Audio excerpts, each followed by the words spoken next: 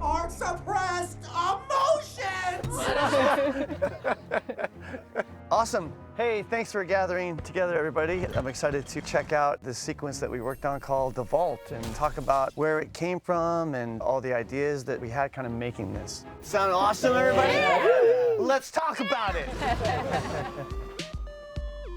The Vault was a really fun project for story. We got handed off this scene that is just 3 new characters that are so themselves and so pushed and goofy and over the top, and that's kind of any story artist's dream. We had a lot of fun with this scene. It's one of those rare scenes that changed very little, except just had to get a little shorter. What was challenging about it was just integrating all the different animation styles that are in this sequence. It was fun to approach this world again and see it through somewhat of a new lens, being this comedic scene with this sort of dark, very atmospheric space. My heart has always been in 2D. Bluefy is really refreshing. Whenever one of our Pixar movies, we want to put A113 in the movie. And we're like, how do we do it in a different way? And so we were like, each vault should have a label. So it's A113, only done in Roman numerals. We always knew that the emotions would get kicked out. What do you think you're doing? And I remember somebody used the term bottled up emotions. Yes. And we're like, oh, we should put them in a jar. You can't just bottle us up? Oh, that's a great idea. But where on earth would you put them? I remember doing an idea about secrets in bank vaults, that you could lock away your secrets. Yeah, and it felt very perfect for 13-year-old girl. I had a lot of embarrassing secrets at this age. we all did. Yes. At 13, every morning before school started, I would watch popular preschool television show. Yes. And I was just really comforted by it. Yeah. And I had been watching it all of my childhood. But if anyone ever figured out that I still watched these preschool shows, Oh yeah, totally. it would have been social death. Totally. Oh, that was just for the preschool time. Yeah, it You was for shouldn't be babies. watching it anymore. Yeah. But I secretly do. Thus, Bluefy was born. Yeah. Make your way down to Bluefy's house. There was a point where we were like, let's do Bluefy in 2D.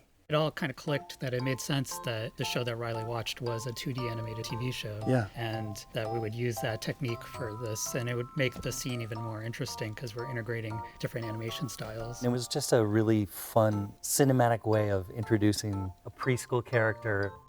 I think one of the very first things we pitched was Yeah. him staring at Yeah. this wall. Yeah. I remember being on Zoom and standing up. I had a big wall behind me when I was on Zoom. I remember and I that talked to too. the wall. Yes. I was like, it could be like this. Good that she's like talking to him. Uh-oh. Those shows, I always talk to the audience, and I'm like, what if there was no audience? So much of the research we did looking at those shows for kids of that age, the characters are almost like a teacher. It seems like they're always trying to give you an important lesson in the most like clear and broad way. At Pixar, most of the time, what we're trying to do is subtlety and we're trying to get nuance. But for Bluefy, it's like, don't do that. Like, just go big, try to show the back row everything, make it really broad, and the pose could just be bigger and take up more space. And really, getting his hands up on his hips and like talking to the room.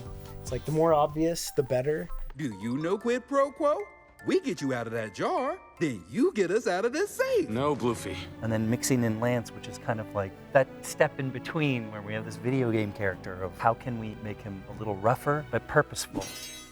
Lance just comes in with his own lighting. He goes along wherever he goes. Welcome to your eternal fate. Particles that are floating around. Tiny hearts. No. Yes, they are. Wait. Yeah. They're little tiny We hearts. came up with this idea of a little tiny heart. Play it a little And more. You can kind of see them. They actually, there's a heartbeat in them Yeah, too. there they are. Yeah. Oh, I never noticed that. Yeah. Okay, here's the cool thing about his sword. There's a little part at the end, and it's supposed to evoke a hockey stick. I love that. You guys think of everything. That's so cool.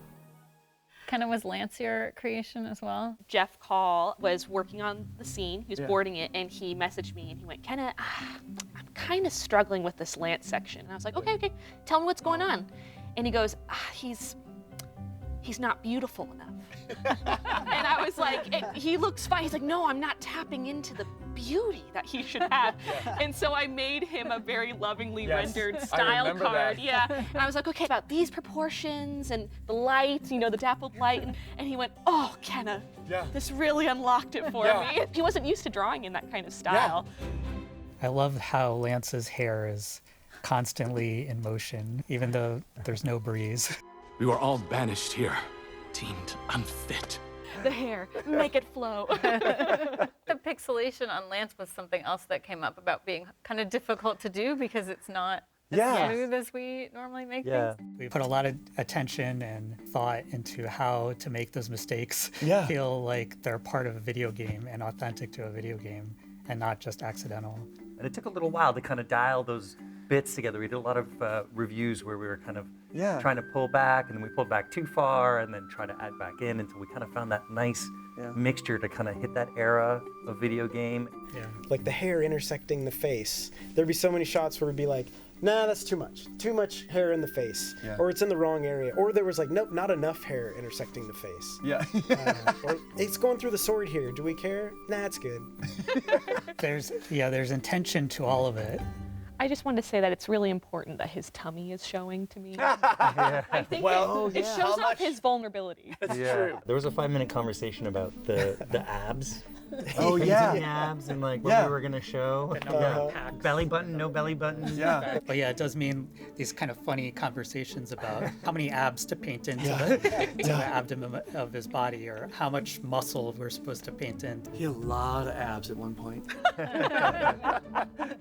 A distracting amount of abs. From the amount of times he's curling into that ball, that makes sense to me. That's true. A lot of core work. A lot of crutches. He's gonna get that momentum. There was a lot of discussion about the My Hat label. I feel like there were many iterations of like, could we read it? Was it big enough? For the longest time, we couldn't see it. And finally, I was like, give me a Sharpie. And I wrote My Hat, which is a reference to these characters in the first film. It says My Hat. Wait, it says My Hat? My Hat, it says. That's what I wrote in My Hat. That was the biggest challenge in edit with this scene. So many of the jokes are like really what we started with. It was just trying to kind of keep it contained because it could take over the whole movie. Like their characters are so great, it's so much fun, but we also have to keep our characters on their journey. We did it, everyone. Let's all sing the We Did It song. No time! Joy has this little mini arc throughout the scene of devaluing Lance. I never saw the appeal. He's the one that gets them out of the jam. They're able to escape the vault because of him and because of his quote-unquote flawed little move. And there's a little line at the end of the sequence here. It's actually a line that Amy Poehler ad-libbed of the, like, well, there's a lid for every pot. Well, there's a lid for every pot. Come on! It's basically her saying like, oh, I guess I misjudged him, you know, without really saying it. It's awesome that a scene this silly and completely out of pocket can also be a reflector for the entire movie. I think on first watch, people might not guess that, but it really is a little bit of a hypothesis for, should we be ashamed of the things that we keep secret, that we, are so anxious about? And Lance proved otherwise. Lance! Goodbye, friends. Hello, Destiny! This is my favorite part about working here, is rewatching the scene. You get to make something that you really love. And when you're making it, you get to see each person within it and how everybody brought something to it. I love going throughout this entire thing, and I can see where everybody's contributions made it better. Thanks, everybody, for doing this. You guys did such a great job. Great job, everybody. You did it. You did it.